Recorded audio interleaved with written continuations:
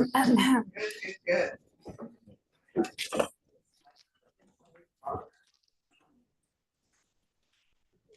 All right, welcome and thank you for joining us for this afternoon's conversation on Sin Padres de Papeles featuring Professor Canizales. So excited. My name is Kim Tabari. I'm the External Affairs Director at the University of Southern California Equity Research Institute. ERI produces data-driven analysis and rigorous research, reconvening, engages strategic collaborations, and models effective, sustainable, racially just research centers. I would like to take a moment to recognize that California is home to Native nations on whose land we are living, and acknowledge that USC is located on Tonga land. We want to acknowledge that the land we reside on was taken by a settler colonial society that exploited native, immigrant, migrant, and enslaved people, stealing labor, knowledge, and skills to build what we now call California. As we recognize and acknowledge this history, we must also grapple with what it means to live on stolen land, understand our role and responsibilities as guests on Native American homelands, and be committed to supporting the struggle for Native nation sovereignty and self-determination. Let's take a minute to settle in, honor the land, by placing both feet on the ground, and just taking 3 intentional breaths.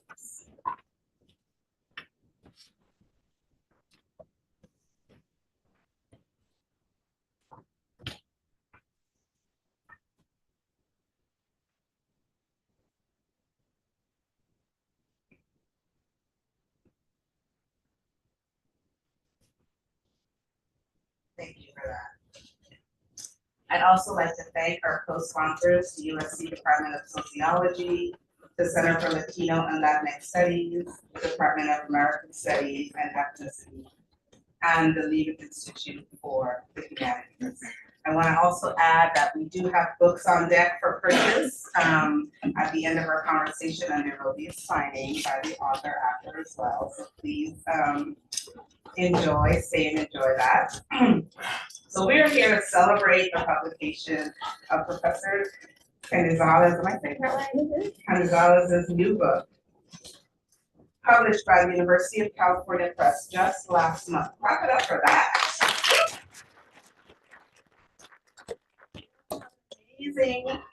Amazing panel whose expertise and backgrounds are related to migration, immigrant inclusion, and transformational change in our communities and activism. So let's meet this amazing panel.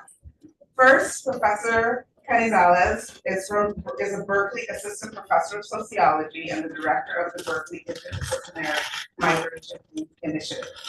Over the last decade, Stephanie has focused her work on migration and coming of age of unaccompanied children from Central America and Mexico in both California and Texas.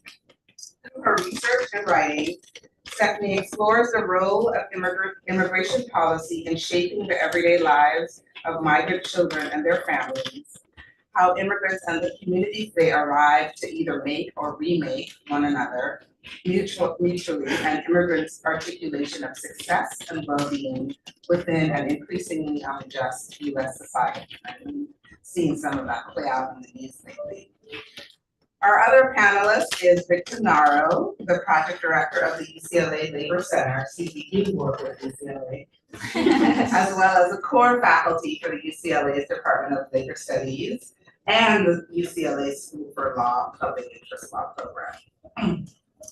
He's a nationally renowned expert on immigration rights and low-wage workers. Victor has been involved with immigrant rights and labor issues for almost 40 years. An author himself, an activist whose work spans decades, he's authored 5 books. His latest publication is The Activist Spirit Towards a Radical Solidarity. And we held a webinar for that last February of last year. Our other panelist is Professor Susan Coutin from USC Irvine, Professor of Criminology, Law and Society and Anthropology. Her research has examined social, political, and legal activism surrounding immigration issues, particularly immigration from El Salvador to the United States. She has also written 5 books. What's 5, the magic number? She has also written 5 books and another one in press. She's recently co-authored the book Legal Phantoms, Executive Relief on the Haunting Failures of the U.S. Immigration Policy, published by Stanford University Press this year. Our beloved and lastly, our beloved moderator today. Say it one more time. Lastly, our beloved moderator today is Professor Jody Vallejo, who is an Associate Professor of Sociology and American Studies and Ethnicity. She's also the ERI's Associate Director. Her research focuses on immigrant inclusion and mobility across generations. She's the author of Barrios to Verbs, The Making of Mexican-American Class, published by Stanford Press. And her next book, The Latino Elite, Why Giving Back Isn't the Answer to Inequality, will be published by University of California Press shortly. This afternoon, we're going to be discussing Professor Canizales' latest work, which is beautifully displayed on the screen in this thought-provoking book. She follows the journeys of migrant youth in LA and documents their experiences in navigating unthinkable material and emotional hardship as they grow up and find agency and community in the US. I welcome everyone with open hearts and open minds to this conversation. I will pass it over to Professor Coutin. Thank you so much, Kim. Hello, everybody. It's so wonderful to see you all back here in person. Thank you so much to our amazing panel for being here, but most of all, Stephanie, thank you for writing this really incredible book that is written in such an engaging style while also being academic, and that's actually really hard to do. And not only is this book written in an engaging style that's also academic, it's also a book that's really important for policymakers as well. And you offer a number of policy prescriptions in the book. But in this beautifully written book in which your connection to the people that you study, your connection to your own mobility story and trajectory and familial history, and also your connection to Los Angeles, because ultimately this is where this book is embedded, really shines through. And I'd love to hear more from you about what you see as some of the most important contributions of this book. I think from my perspective, and also seeing this book evolve over time, is how much this book shifts the way scholars think about migration, who's migrating, who's coming to the United States. For so long, so much of the research was focused on male sojourners, male immigrants coming to the US to work. And then there was really this disruption in the field when people started to focus on women, and children were really seen as these passive people coming into the United States at, you hear the phrase at no fault of their own, brought here to the US by their parents, growing up American. These are, of course, the group of people that we think of as the dreamers in US society, kids who grow up, go to school, grow up in American institutions and connected to American institutions, grow up in family units. But you actually take all of that and kind of say, there's this other group of people that policy, immigrant inclusion and integration theory, and theories of migration completely discounts and overlooks. This very hidden population that is at the heart of the functioning of our economy in LA. And it is these unaccompanied youth that are coming in to the United States to work, leaving families behind, and making many of our clothes or working in the restaurants that we eat at. Tell us about why it was so important for you to study this group of youth, and what do you think is so important about your book? That's amazing. I already said that. I'm gonna say it again. Hi, everyone. Stephanie Canizales. Something about being on this campus, I got my PhD here. It gives me heart palpitations, so it's gonna take me a few minutes to stop shaking. But I'm really grateful that you're all here. I'm really grateful that you are all interested in Sin Padres Sin Papeles, which really started as a proposal for the Ford pre-doctoral. In my first year, I was applying for the pre-doctoral fellowship, and I wanted to study what I was calling non-matriculated undocumented youth. I came to USC really motivated by the undocumented youth movement, the immigrant rights movement. I took Victor Narro's class in my last year at UCLA and was really just thinking about what it means to be a young person forming an identity within a larger movement. I came to USC really wanting to study Central American youth in that space, and was being introduced to just a bunch of youth groups across Pico Union, downtown, Westlake, MacArthur Park, all of those neighborhoods. I was told that there was a group of young people that met, and I talk about this in the book. There's a group of young people that met on a Starbucks patio 2 hours a week, Friday nights. Just pull up and I'll introduce you, is what one of the group leaders told me. And in that meeting, I was expecting to find DACA aspire, it was like 2012, DACA aspiring youth, dreamer youth, people that were also embedded in institutions of higher education. And it turns out they were all Guatemalan, indigenous garment workers in downtown. I was meeting them. I mean, I was 21, 22 at the time. They were 18, 19, 20. And they were telling me about the 5 or 8 years they'd spent prior working in the garment industry. And it just totally, like, I'm born and raised in LA. I love being from LA. And I just was shocked that I was sitting in front of a dozen young people who could talk about the abuse they experienced in the garment industry. That, we think garment industry exploitation, the fashion industry, fast fashion, all of these like child labor issues are in over there, wherever there is for like Bangladesh, Vietnam, Guatemala, but not in downtown LA.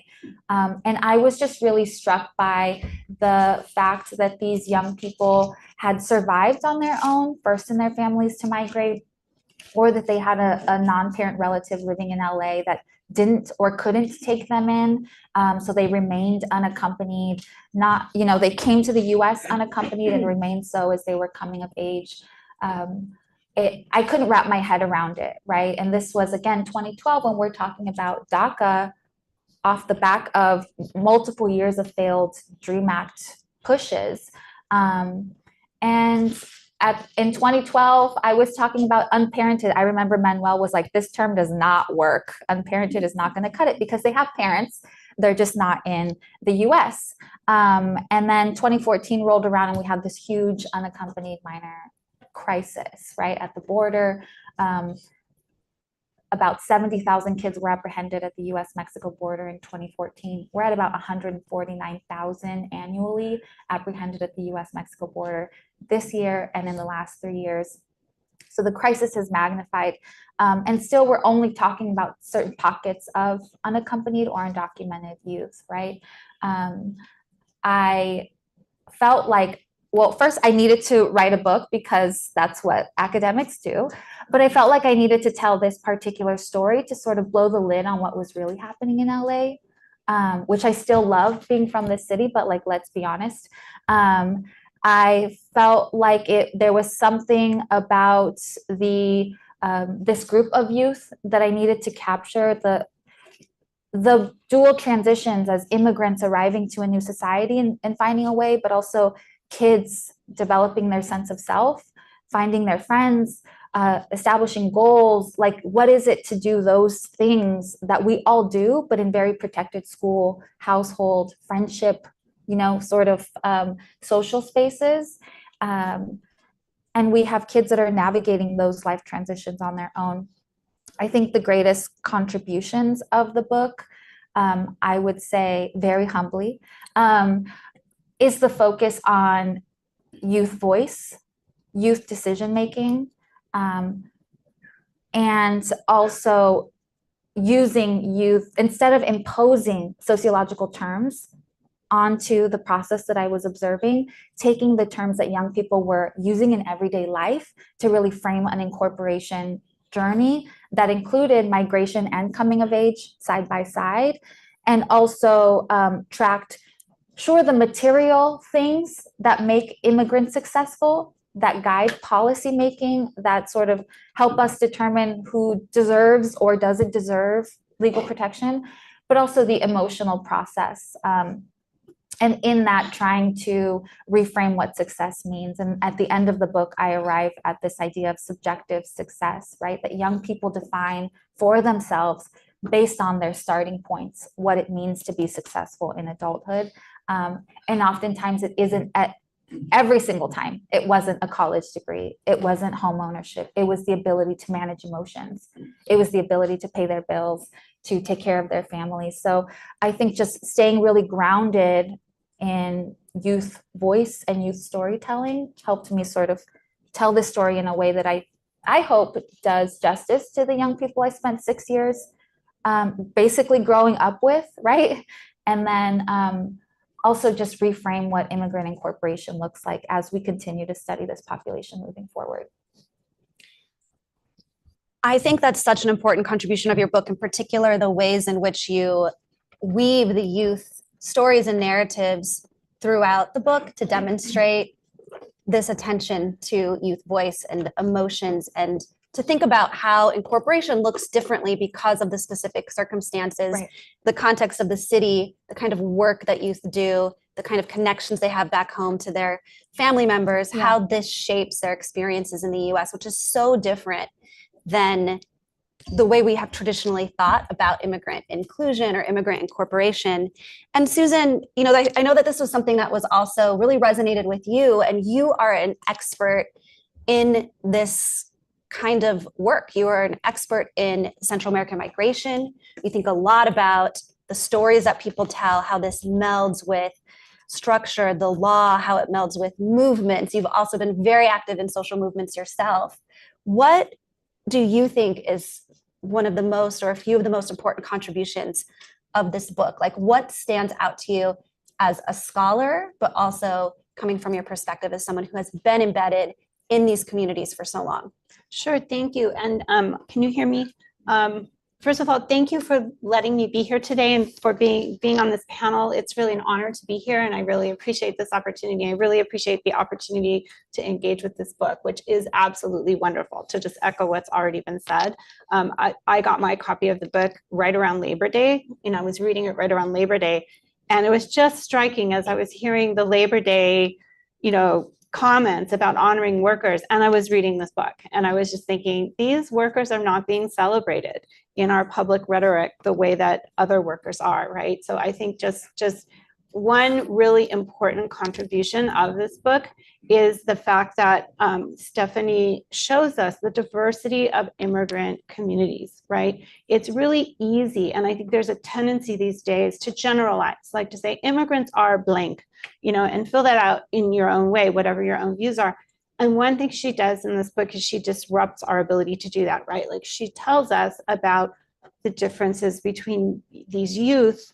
Not all the youth fare the same, right? Some of them have different experiences, right? She tells us about female youth, male youth. She tells us about indigenous Guatemalan youth, right? So like we're able to get a fuller sense of the immigrant population in the United States and a neglected component of that population. Another really important contribution that Stephanie also mentioned, but I want to highlight as well, is just to agree that the youth-centered approach that she adopts is really important. I think there's a tendency often for scholars to think about framing their work solely in terms of the academic literature. And obviously she does that quite effectively in the book. She engages the academic literature, but the importance that she places on youth's own voices, her key terms in this book, I don't know if you listed them all just now, but they're adaptation, orientation, perdition, and unburdening. But she gives us these terms in Spanish, and she tells us how the youth define these terms, and she gives us many examples throughout the book to really describe their sense of how, and their own almost theorization, for want of a better word, of of their lives. And I think that that's really important for all scholars, to not just impose our own categories, to obviously place our work in conversation with the literature, but to think about those terms as well.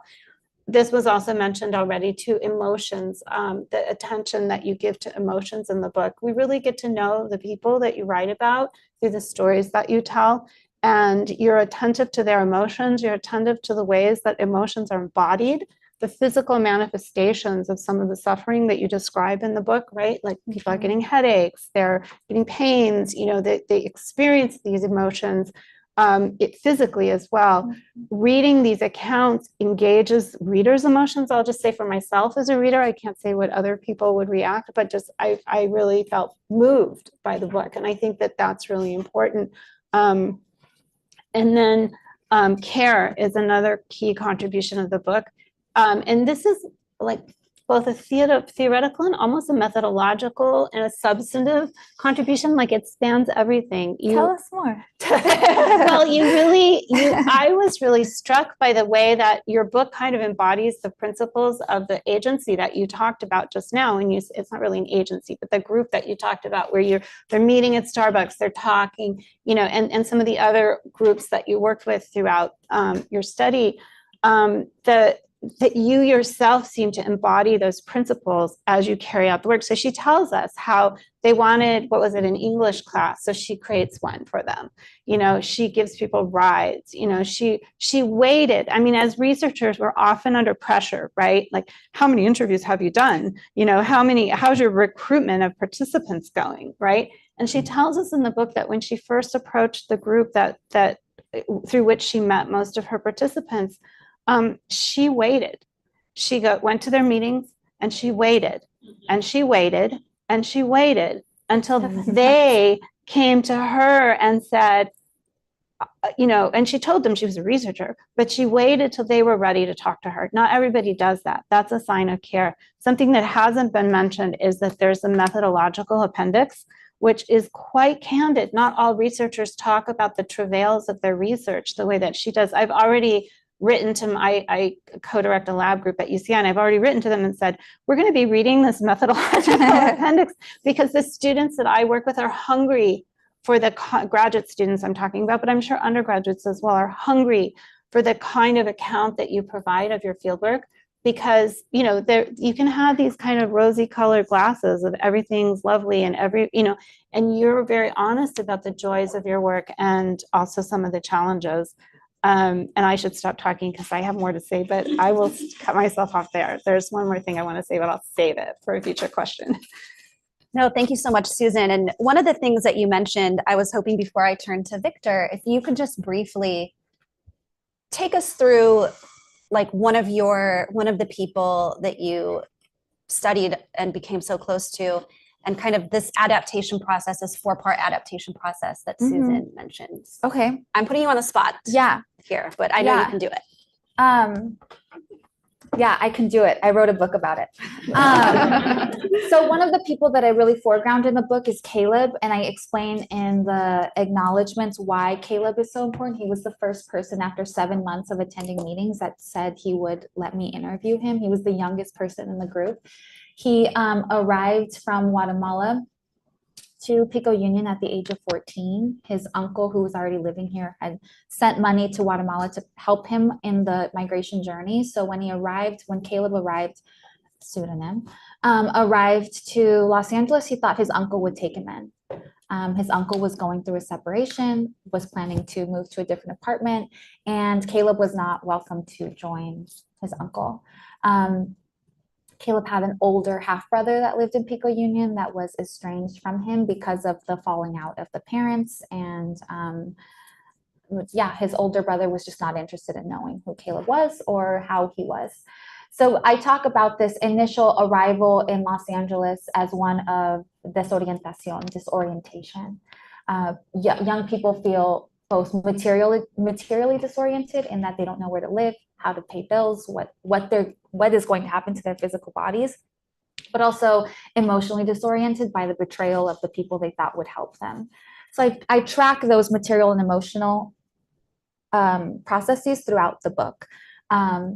I talk in the book about how young people like Caleb came to understand, sometimes through passive learning, just over time, but also through being told directly, this is what people do here, how they come to experience orientación, to social groups, to community organizations, to where to find work and how work works. And orientation eventually leads into, for some people, material and emotional adaptación, where young people said, ya me adapté, I've already adapted, or me voy adaptando, I'm becoming adapted. I draw out a distinction for, again, material and emotional processes, that young people can experience material adaptación, but without meaningful social ties as adolescents and as immigrants. They can never become emotionally adapted.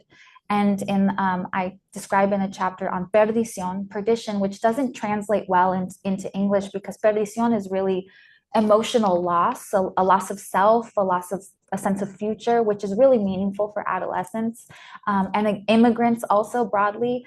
But a process of, instead of saying like this immigrant is upwardly mobile or downwardly mobile, successful or not successful, I really try to draw attention to the mechanisms that cause some people to uptake certain behaviors that would be perceived as successful adaptation, or uptake behaviors like self-harm, drug addiction, enter into relationships they hope will provide relief but become abusive and more isolating, and create a sort of feedback loop of perdición, where to cope with the sadness and the loss, they do material things that put them in more vulnerable positions that they then try to cope with. So really drawing attention to the social lives of young people and how these social lives and emotional lives shape their lived everyday decisions and behaviors. So I track that desorientación, orientación, adaptación, or perdición in the book, and what it means when you're really trying to say, like, it's never ending. You don't become incorporated one day. You are constantly orienting, adapting, on the brink of perdition, coming back to it, right, as a lived reality.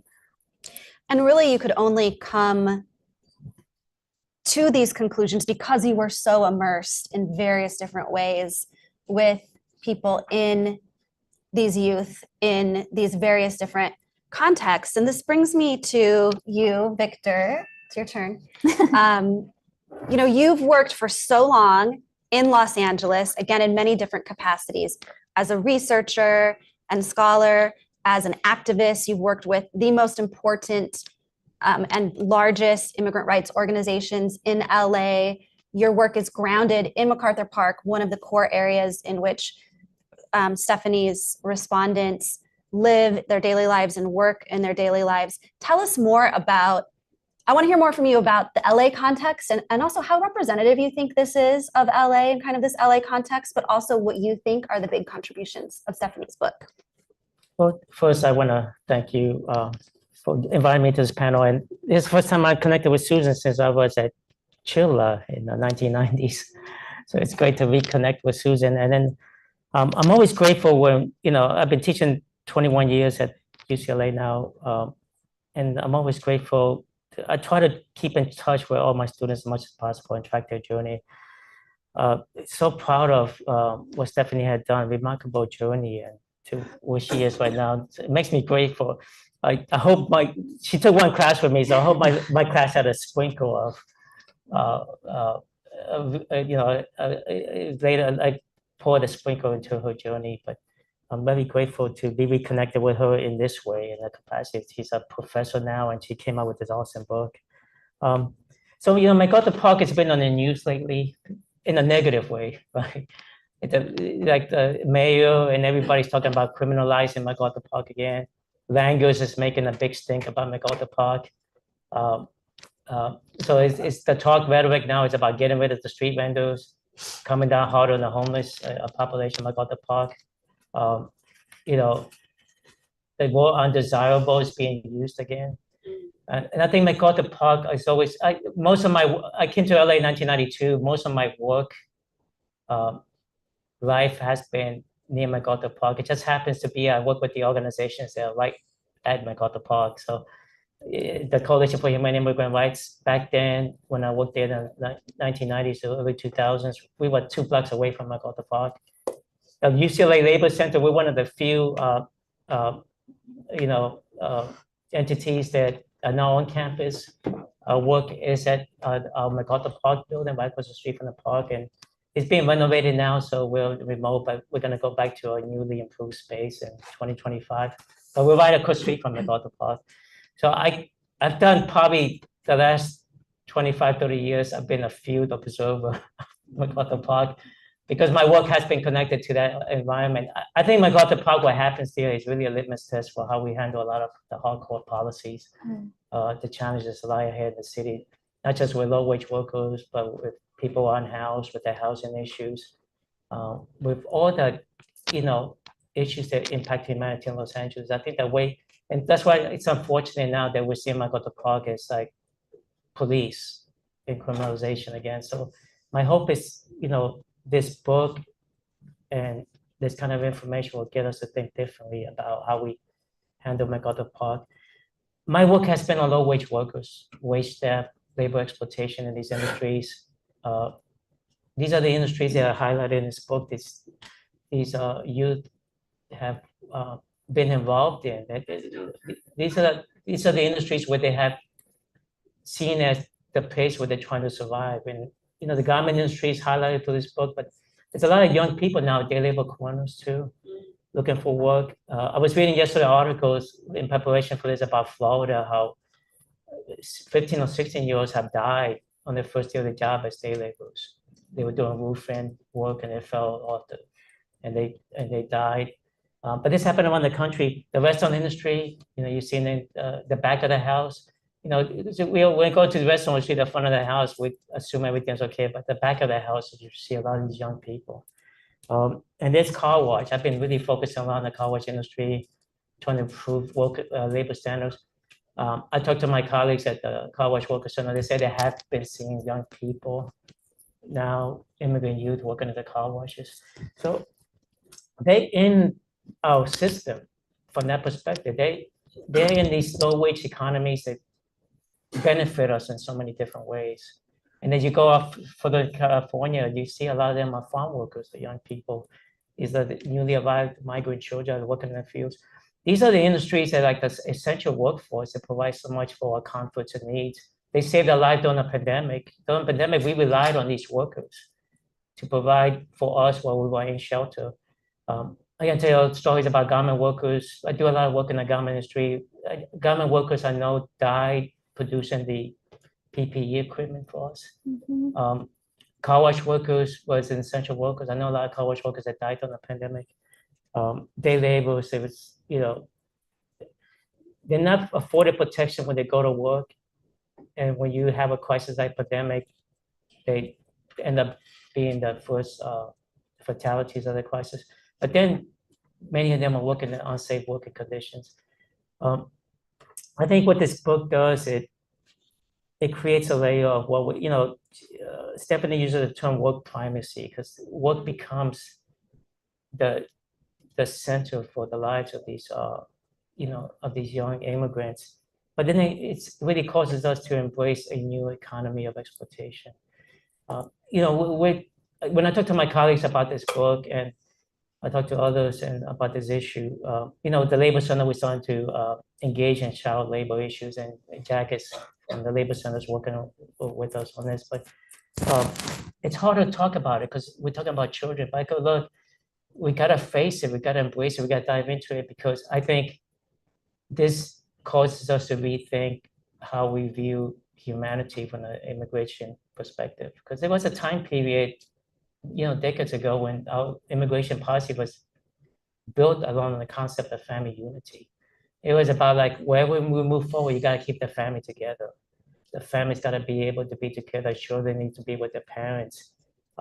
Parents need to also petition for their other relatives. It was based on family unity. I came to this country after the 1965 immigration law that embraced family unity and lifted up quotas in many countries.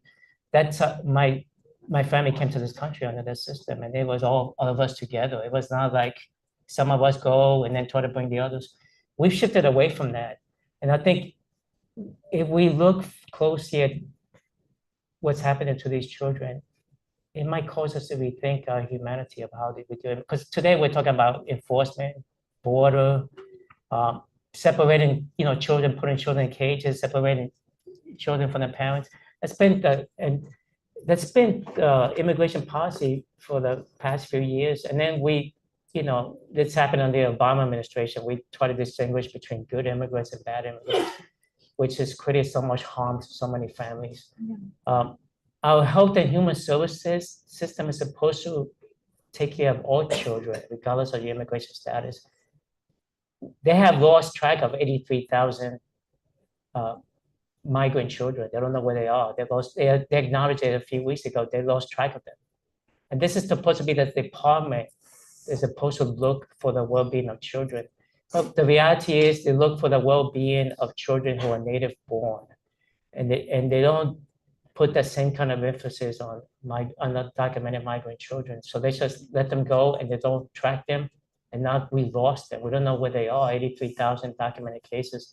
But it's larger when you think about the children in this book who come and not apprehended at the border, come into the system, into this country.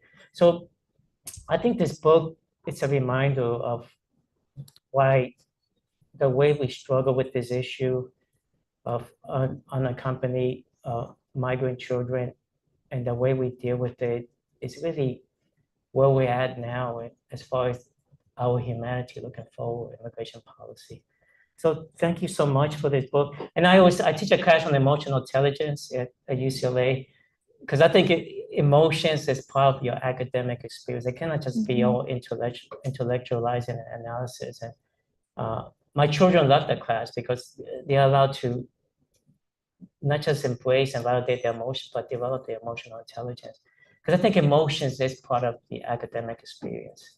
And you cannot be a human being if you don't embrace emotions. And I tell my students, it's good to be emotional and analytical at the same time. So thank you so much for this contribution. Thank you so much, Victor. I really appreciate you bringing in this idea of rethinking our immigration policy systems, rethinking our structures in the US to account for the realities of immigration today. And one of the things, Stephanie, that I think I just want to lift up from what Victor's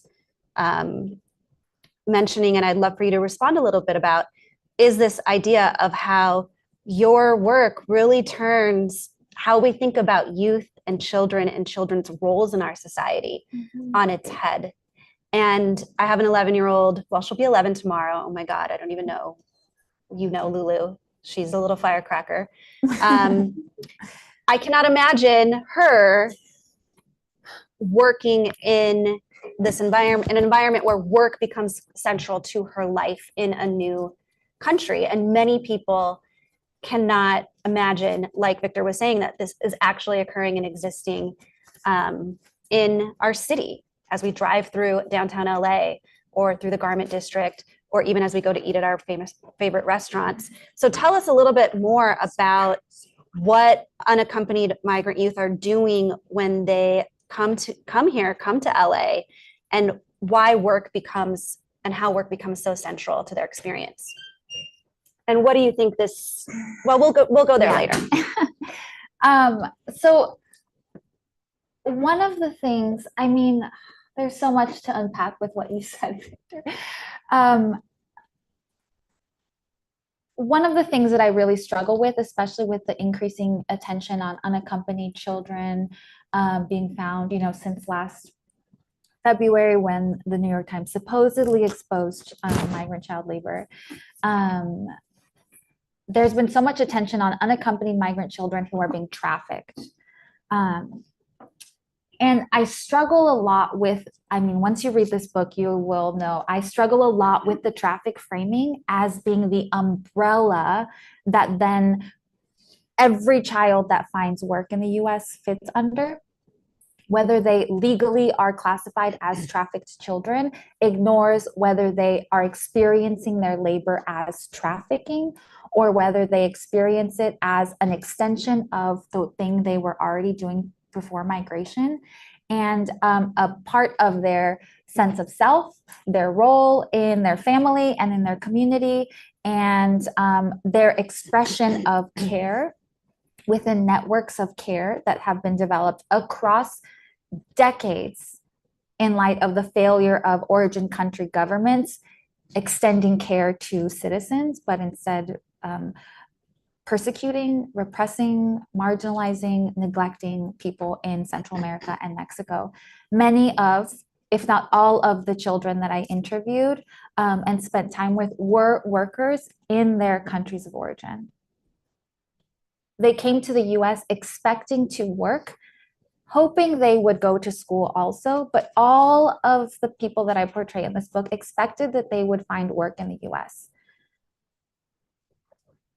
What I develop a concept called an emergent frame of reference, where young people, once they were in the US, they realized, oh, kids don't do that here. And then the sort of consciousness of what they were doing as not the kid thing grew out of, emerged from their time in the US. They were going to work, not alongside other kids like they were in El Salvador, Honduras, or Guatemala. They were going to work alongside adults who were laboring on behalf of their children in a factory, at a restaurant, at a car wash, and the sort of emerging awareness that the kids' role in the US context is different. Again, that has both material consequences and emotional consequences on how children then understand their roles. I'm losing track of the question just because I have so much to say about this framing on labor trafficking. But what work primacy highlights for me is how unaccompanied young people first rely on work and workplaces to survive, right? They need to work to pay the rent. I talk in the book about how a lot of my participants said the same thing. Either I pay rent or I buy food. Either I pay rent or I go to school. There were constant negotiations young people were making at 11, 12, 13 years old. They needed to work to survive, but the conditions of labor then started to structure their time and impact their physical bodies, where work became the only thing they could do, despite any aspiration they had for education or developing community or dating or whatever it may be that young people do as they're coming of age. So the idea of work primacy as being a self-perpetuating, a self-reinforcing concept where the body starts to wear so much that young people can't actually sit in a classroom, even if they have 3 hours at the end of the day to do so. Or their wages are so low that they have perpetually bloody noses and they can't get help at a clinic, right? So work becomes the space that they occupy, spend most of their waking hours, but then the institution that shapes the rest of their lives. And I am 1000% opposed to child labor, but I think our response to child labor in the context of migration needs to account for the fact that young people are experiencing their work in different ways that aren't always forced or coerced or trafficking in their understanding of it. So if we are going to enforce compliance or take punitive approaches, that ignores the full network of the full care network that children are the hubs of, right? Or even the self-concept that young people have as responsible, as I talk about in the last chapter of the book, responsible, emotionally mature, caring, honoring their families by doing the work that they do. So what are we going to offer young people so that they can still embody those features or those characteristics of their lives without just pulling the rug from under them, right? We need to have a solution that sort of fills that gap. And I propose, as you're saying, filling the gap means taking an approach of care within HHS or within any other government institution so that kids don't have to be the caregivers, that they can be the recipients of care. And I really appreciate you also, Stephanie, because you've been working with our government organizations like Health and Human Services to try to bring this research and this perspective into our institutions. But your comments make me want to know from Susan and Victor, like what does Stephanie's book tell us for this moment that we're in right now? How does it help us meet this moment where we're on the verge of another presidential election? Everything you heard in the last debate from that one person's mouth was immigration. We've got an opportunity possibly that might present itself, or we maybe have more and more negative, disparaging political rhetoric and policies that might come out from an administration. What does Stephanie's work tell us about the current moment, both in terms of policy and about the immigrant rights movement? Susan, I'm going to start with you. It tells us a lot. And I really wish that we could have a different panel. I mean, I love this panel, but it would be really interesting to have a different group of people reacting to your book, like some of our political leaders, right? I don't know what they would say in response, but anyway, there's so much here that is really important for us to think about in terms of policy. One is a key point that you make in the book by beginning the stories of the young people in their countries of origin, as you just described. They come to the United States with certain goals in mind, certain prior experiences. But part of that story that you tell, it's not just about them, it's also about the United States and the role that the United States plays in displacing people in the first place that leads them to come here.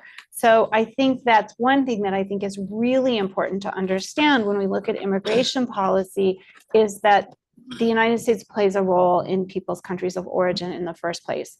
And with that, once that's acknowledged, then it puts a whole different light on the question of, well, what should we do?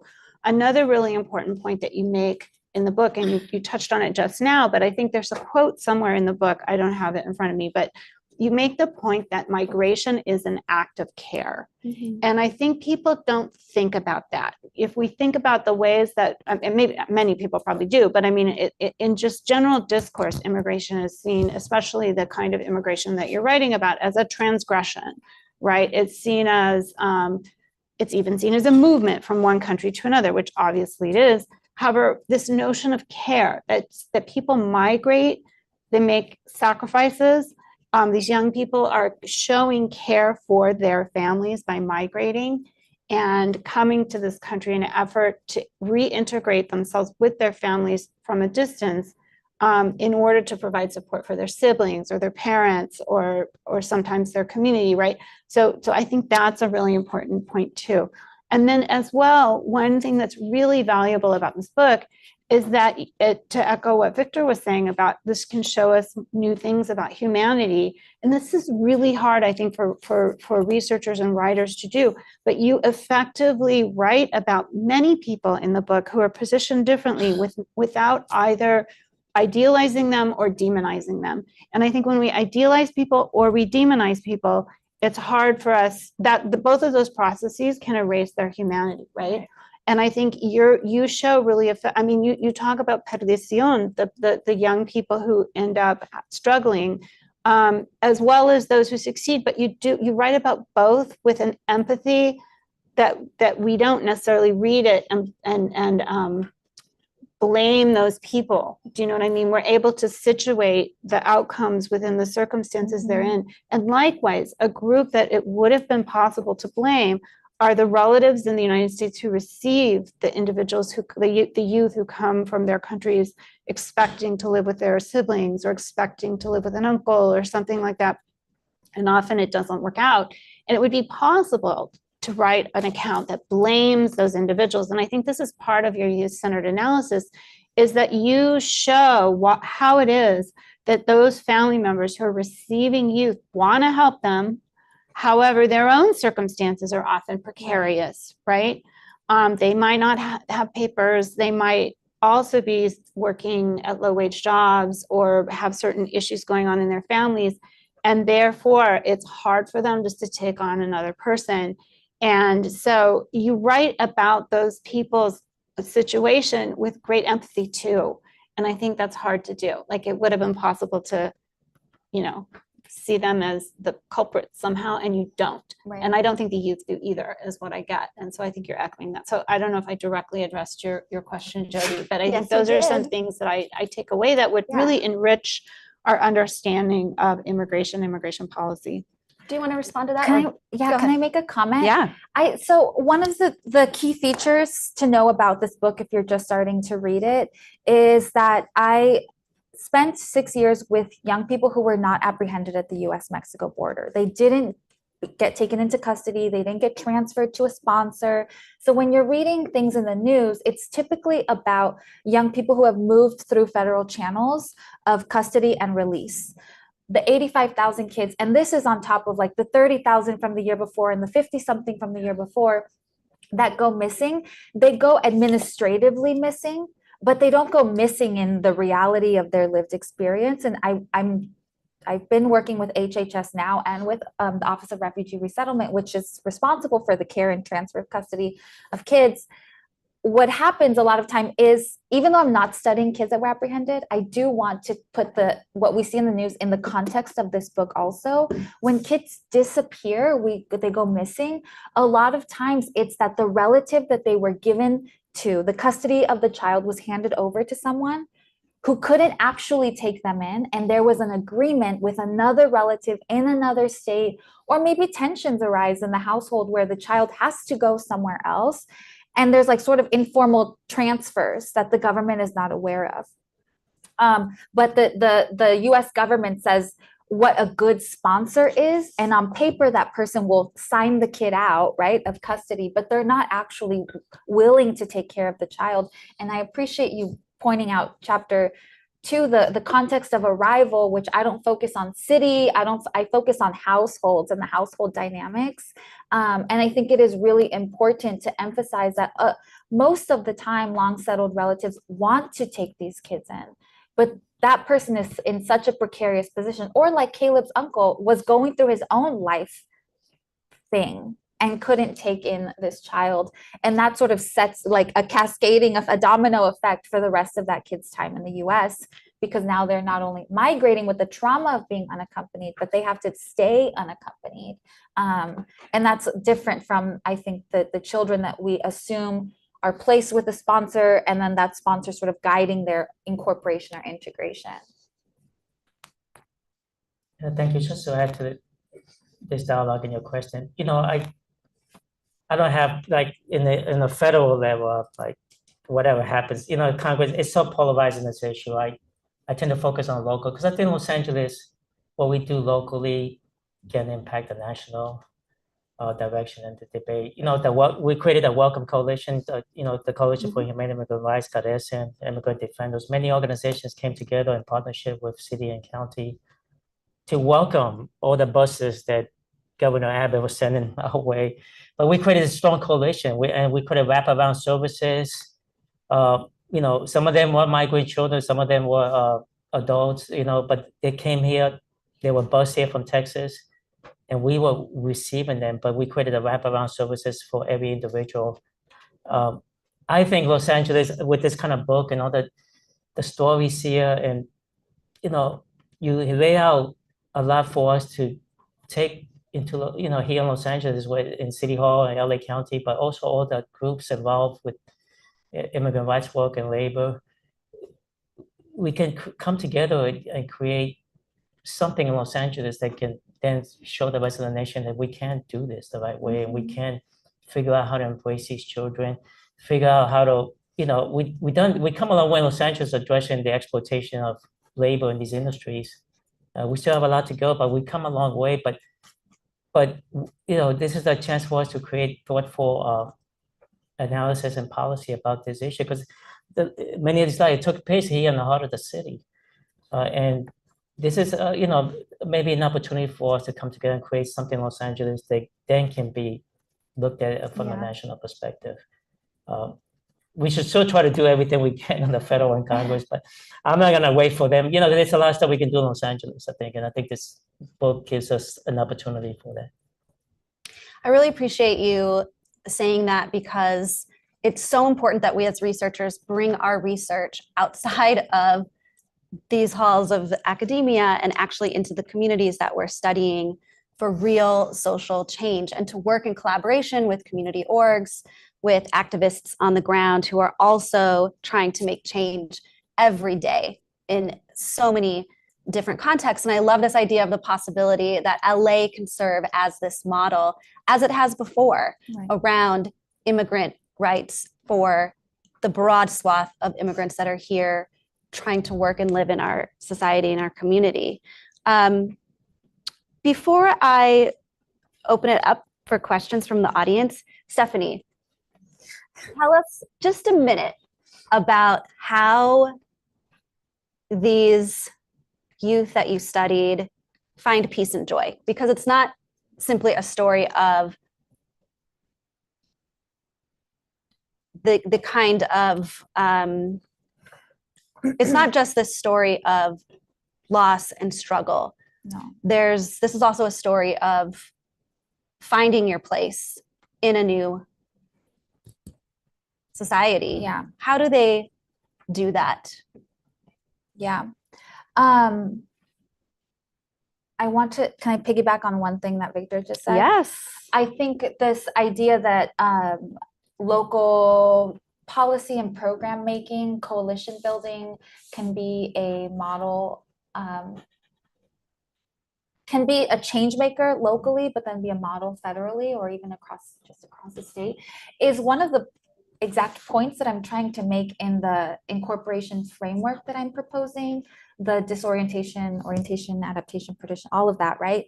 That those things are experienced locally. We talk about incorporation, and are people incorporated or not? Are they successfully integrated into a society or not? As if it is like a monolithic, it's happening and either you are in this category or that one. But if you think about disorientation, even disorientation to orientation, it happens in the very neighborhoods, in the workplace, in the schools that young people or immigrants broadly are participating in. So if I were to take these exact people and drop them into Kansas, I would have written a different book, even if the framework were the same, right? Because what they were incorporating to is, even just because of the racialization or because of the imposition of illegality and the threat of deportation, the young people in this book are not going to Hollywood and Santa Monica and Orange County. They're in Pico Union, like they're very here. So I think change is also, it needs to happen here.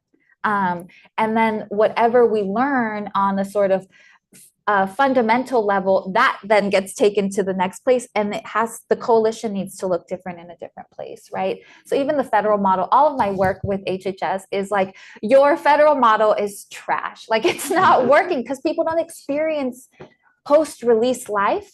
Children don't experience post-release life from federal custody to sponsor custody in one single way, where you give them the same set of services in any given community, and it's going to be helpful. It's just not realistic to the human experience. Thank you. Just one very brief minute on Joy. So yes, peace, thank you. joy. Thank you. Yes, there are narratives, there are experiences of joy. I wouldn't say peace, but of joy and resilience throughout the book. And I think it is found in the stepped nature of this process. Young people who felt disoriented and then talked about orientación, they experienced like a moment of success or a feeling of accomplishment. And then when it moved to adaptación, they experienced success and accomplishment. And then young people who were in a state of perdición, who were oriented to meaningful ties and then adapted, there are stories of overcoming and resilience and agency in action with reward at the end throughout the book. The final chapter of the book is on success, how young people define success as immigrants and as young people coming of age.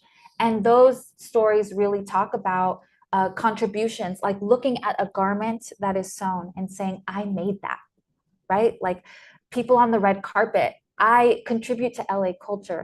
I constructed that building on the corner of 6th and Union, right? Like young people being able to point to things that they accomplished materially, being able to keep the promises they left to the families they left behind, or they made to the families they left behind. They built a home, they helped start a business. The younger siblings didn't have to migrate as unaccompanied children. They finished school. The young person in LA never got to finish school, but the younger sibling did. Those are like experiences of joy. And they aren't things that make someone deserving of legal protection in the US, right? But they feel deserving of the claiming success subjectively, right? One thing that I emphasize, I talk about in this book, but is really the focus of my next book, which comes out next summer, is that success for a lot of these young people is the ability to turn around and tell a recently arrived person, or even someone that's long settled, that is maybe in a state of perdición or loss, how to become oriented and adapted. Taking any sort of lived, learned experience and giving it back to the community. So you can tell Jody was my advisor. Giving back becomes a central feature of resilience and joy. And when young people are able to complete that transaction, right? Like I have resource, skill, knowledge, and I'm going to transfer it to someone else, then is like, I did it, right? Like I did something meaningful here. And I think I looked for those things throughout the 6 years that I was doing this research.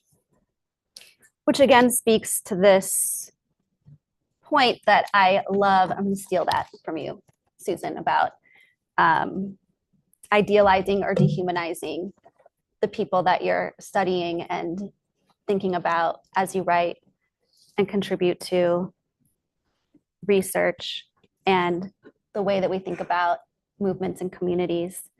I'd love to take a question or two from the audience if anybody has them. Oh, there's so many here. Well, I'm going to first say hello to our director, Manuel Pastor, who's here in the audience in the front row, and give him, Manuel, please ask the first question. Thanks. And first two compliments and then a question. For some of us in science, it's been a joy to watch your professional development. Both in this book, this presentation, and with your ability, after Jody asks a question, to decide to answer a question you wish that she had answered. That is a professional skill. Right now. Like any good academic over here. I think I learned that from you. The second thing I want to lift up, particularly those of you that do demonstrations or books, the thing that hasn't come up is that this book is readable, highly readable. And there's a sense sometimes in the academy that being serious means being impenetrable, inaccessible. And speaking the language of the subjects, but the language of the experts. So I urge you to read this with that in mind. The question I have for you is the following. From the research, what did you learn about yourself? And you go back, just finish the book. But from C region, and one thing I learned was that I went in and turned for a lot of good people in a bad structure with things going wrong and conflicts that were reasonable. So I learned a lot more about grace and generosity in my analysis and in my writing. What did you learn from this? That's such a good question. I learned, I mean, everything I know is in the pages of this book. So I learned all of this. And then I learned about myself that I am a deeply emotional person. And you know, when you read things so much, it like desensitizes. Like I feel at times really desensitized to the things I read about immigrant community suffering because I've been reading about it since 2007. And the story, you know, it takes something really egregious for me to like feel an emotional response. I write in the acknowledgments actually about a conversation I had with Manuel, who was on my dissertation committee, that I really struggled to sit and write this book. I focused instead on writing a few articles about education and work primacy and organizations in the very academic way that allowed me to feel analytical as opposed to emotional. The book, writing this book was, I can literally open and read any like 5 words in a row and I know exactly what I'm talking about and it takes me there. And I remember writing it and revising it. Writing this book was really emotional and made me really think about the people as people. And I was telling Susan the group the other day that one of my reviewers wrote that the author is empathetic almost to a fault, that it stripped away the effectiveness of the sociology. And I was like, perfect, love it, I did it, you know? But I think I thought of emotion as weakness in this space, kind of like what you're saying, but it is, I think, my greatest strength that it makes me want to cry talking about this book. I don't know how many times you called me up crying. I've cried a million times in my life, and Jody was there for about 750,000 of those times. But yeah, I think like it's okay to express empathy. It's okay to feel things as you're writing. It's okay, and I wouldn't have wanted to write any other book. Other questions? Go ahead, Kim. Hi, my name is Michael. Thank you to all the panelists, especially Stephanie. It's really inspiring to hear about your process. I'm a journalism student, and I'm really interested in telling like longer form ethnographic stories and also doing more participatory reporting. But I'm also like always grappling with like how to do so ethically and responsibly, like how to immerse yourself in a community, but also make sure that you're telling the narrative the way that the people that you're researching or learning from want their stories to be told. So I'm just wondering if you could speak to like how you navigated any like ethical challenges. Were there any moments where you really had to be intentional and mindful about how you were, collecting their stories and also building trust relationships with these children? Yeah. As Susan brought up and we touched on a couple of times, I went into the first group thinking I was going to do, like, I'm here to do research and people are going to want to talk to me because I'm here to do research. And it took 7 months of just being there. And I realize this is probably not an investigative reporter's, like, I don't think you would spend 6 years sitting with people listening to their stories to be able to tell one story. But it took a really long time, and I write about it in the methodological appendix, and I actually elaborate on it in a recent UC Press blog interview that I did. So I would encourage you to read there. But one of the things I think is really important is understanding the pace, the rhythm of the space that you're in. And it is, people are not going to accommodate you, and the space will not change for you to be able to extract the thing that you want from it. You really have to sit. And I talk about how uncomfortable it was for me for 7 months to be essentially ignored by people. But I was invited and I kept going. I talk a lot in the blog that I mentioned about how I at times put my own, I don't know if this was the right thing to do, I put my own friends' plans, family things to keep with the pace of my participants. If there was something happening and I said I was going to be there, I was there. It didn't matter whose birthday, who texted, it didn't matter. I was going to be there because I said that I was going to be there. And that to me, it was making sure that my life I wasn't treating my life as an exception to their reality. I was actually embedded in the rhythm of their lives, of my participants' lives. And I don't know, I would say just read the methodological appendix. I talk about how I treated my interview guide. I talk about how I sometimes wrote notes, but sometimes I waited to be in the car to voice record. You just have to really pay attention to the space you're in, I think, to be able to build rapport and trust, and that's where the most honest stories come from, I think. Thank you so much for speaking on this issue and really all of your responses.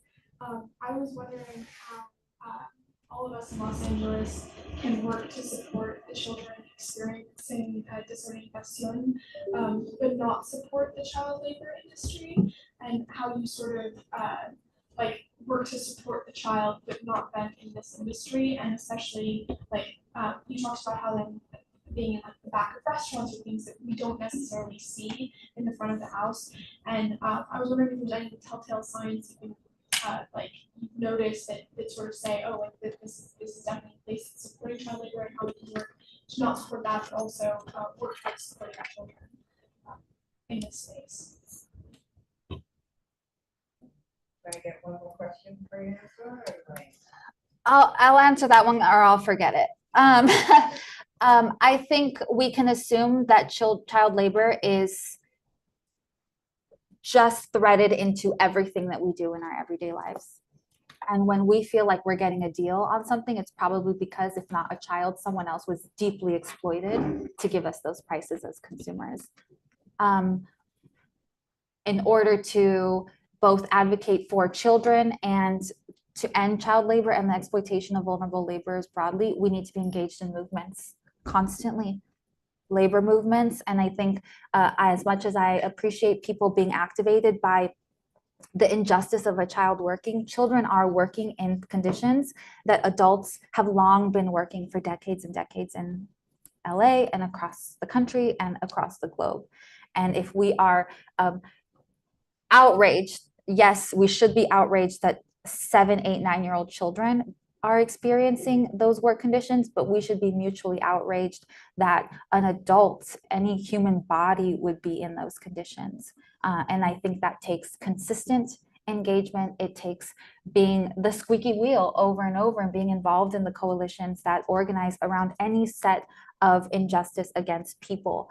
I have been arguing for the past couple of maybe the past year, a la George Sanchez, who was also on my committee, that unaccompanied children, there is a Venn diagram with foster youth, right? Like there is a sort of meeting with children of incarcerated parents. There are other groups of youth that share overlap with the unaccompanied kids that I describe in this book. And even if we can't get people to rally behind undocumented children because of their legal status, there are other groups of US born kids or other groups of workers that we can advocate for and organize around, that there will be some kind of spillover effect into the lives of people I portray in this book, and the young people that come up behind them.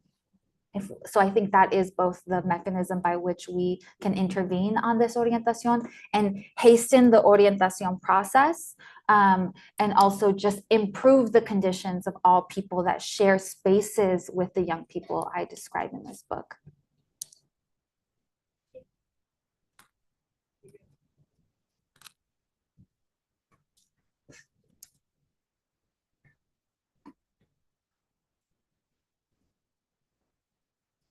Hello. Introduce yourself. I'm Ulises. I'm from the PhD program in Sociology. When doing this research, I was wondering, you said it's like 6 years worth of work. Was there any like moments where if you found an area or a subject that you wanted to continue studying, but maybe not, you didn't want to diverge or it was taken away from the story that you wanted to tell? I don't know, but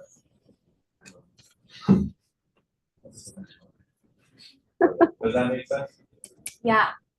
I think one of the strengths of the ethnographic method is it's all valid because it's all in the field. I was I worked to sort of organize the release of the data into the world, but I was always collecting data because my participants were at church and at work and trying to go to school and at the community garden and taking bus, like I was capturing all of it. I think for me, it was just a matter of like, when do I write about the church experience and when do I write about the education experience? And then the book sort of brings it all together. I do remember Jody told me that I needed and I keep telling my students at Berkeley now, like you need a document on your desktop that is just ideas, and anything that doesn't go in the work you're doing, you still store it. And then when you have time later, you just cherry pick that idea out and that's the next thing you're working on. But I never felt like as an ethnographer, I wasn't able to like get the thing because all of it counted in trying to tell the story of the youth I was researching. Daisy? I feel like they should get Happy congratulations on this amazing work. And I wanted to hear your thoughts a little bit more on how you address this very important tension that has been discussed already, has been come up in the Q&A. And I also didn't like the New York Times article you mentioned. It rubbed me the wrong way because these kids need to work to survive. Right. Like you can't just take their jobs away. You can't criminalize them or criminalize their situation. And then what are they going to do? And so there's a sense that they need to survive somehow. They don't have the support systems. They're not able to get government benefits directly unless you have NGOs supporting them. So there's that tension there. The other tension that I saw, and this has to do a lot with Bolivian children who have migrated, who are organizing in Argentina, for example, and they're advocating for themselves, saying, this is our agency. Mm-hmm. We work because we have agency. And so I know that our notions of childhood and child development are in tension with that agency. The assumption is that you can only have agency after 18. Right. Otherwise, you're being exploited, manipulated, deceived. And so, given these conflict and tensions that you've probably been grappling with all this time, you mentioned briefly that your solution was to create new avenues of care so that the children can be taken care of. Can you, given how you know how the government is working, you see how their solutions are not very effective, what would, in the ideal world, what kind of program or policy would you propose that takes into account children's needs, their agency without criminalizing their situation or hardships, but also giving them breathing air to be able to like not have to make their whole life's work if they don't want to? Yeah, I think I now think about this issue in, unfortunately, but fortunately, the way the book is organized, right? I think about what policies we can implement at the point of displacement and migration, at the point of arrival, and at these various stages of children's incorporation process. So of course, opening up avenues for family migration, if we are going to maintain the structure where children are dependent on adults in the US context, we need to make it so that children have adults that can care for them, whether that is, whatever that looks like. I argue in the conclusion of the book that that also includes providing legalization for the long settled relatives, right? So that when new children come, if the US government doesn't want to support undocumented, recently arrived, unaccompanied children, okay, their long settled relatives have been here for 10, 15, 20 years. Provide legalization, some kind of legal protection where the private individual can then create that network of care. I'm very much aligned with the idea of youth organizing, empowering, funding, or local organizations to get the lived experiences of, I mean, my participants, they're in their 30s now. They were unaccompanied children before. We're a decade into the crisis. They're older, young adults, unaccompanied youth who can speak to what would have made a difference, right? Including their voices would be really useful in developing solutions that are community-based, right? Regionally positioned, and also takes into account the goals that young people have for themselves. So I think about like tiered responses, and then the shifting responsibility between the origin countries and the US, but always the US because we're the ones that sort of puppeteer the origin countries. I think we're out of time for questions, yeah? Yes, yep. I just do want to say thank you to the folks that are here that are probably have had this unaccompanied experience. I know at least one or two of you, so thank you for being here. And I'll pass it back to Joe. Thank you for that, Kim. Before we end, Susan and Victor, one comment from each of you in 45 seconds. Go. I've got it. Oh, do you want me to go first? Sorry, I'm jumping to the gun. My comment is I wrote down a bunch of quotes from the book that I really loved, and I want to put forward one of them that I almost want to frame and put up someplace. And what it is, it's on page 256. The culpability for trauma does not lie with the individual. And I think that we could take that away and apply that to so many different contexts where the traumatized individual gets blamed for the trauma, and that's or the impacts of the trauma.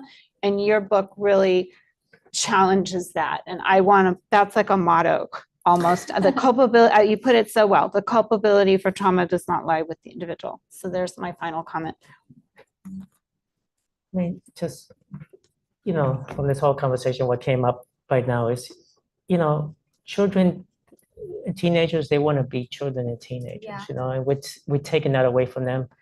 They may be older than others, participants in this book, but that goes with them for the rest of their lives. I can assure you, because I have my own migration journey. I witnessed a lot as a child, and I still relive that. It stays with you. And they were taken, to be jumped from you not having adolescence, you're being thrown into adulthood. That will have an impact for them for the rest of their lives. And which was just, I think the starting point for us is we cannot let this happen to children, regardless of your immigration status. We cannot let this happen to children in this country. I want to thank all of you so much for joining us and providing so many important insights about this brilliant book that I hope allows all of us to think more deeply about this idea that migration is an act of care, this idea that we have to center the people that we study in our analyses and their humanity as we think about being researchers ourselves or working within movements, and that we have to make humanity central to our immigration policies as we think about making change going forward. I want to just take a second to thank all of our staff at ERI. Stand up for me, give a wave. Deborah, where are you? Kim, Tabari, Lauren, Vanessa, Paris, who's not here, Lupe, Alex, Rhonda, who's also not here with us today. And of course, Manuel, thank you. We have our sociology staff over here in the room. Give them a big round of applause. And we cannot wait to see your next book, Stephanie, which is coming out by Stanford University Press next summer. Everybody, please stay, speak with Stephanie. She'll sign your books. We have our bookseller here. And thank you again to our amazing panelists, and to all of you.